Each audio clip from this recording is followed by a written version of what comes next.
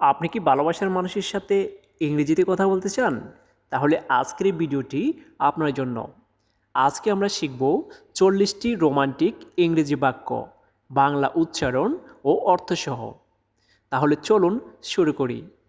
তার আগে আপনি যদি আমার এই চ্যানেলটিতে নতুন হয়ে থাকেন, তাহলে অবশ্যই প্লিজ চ্যানেলটা সাবস্ক্রাইব করে সাথেই থাকুন।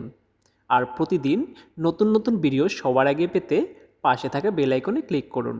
তো চলুন শেখা শুরু করি। I miss you everyday. আমি তোমাকে প্রতিদিন মিস করি।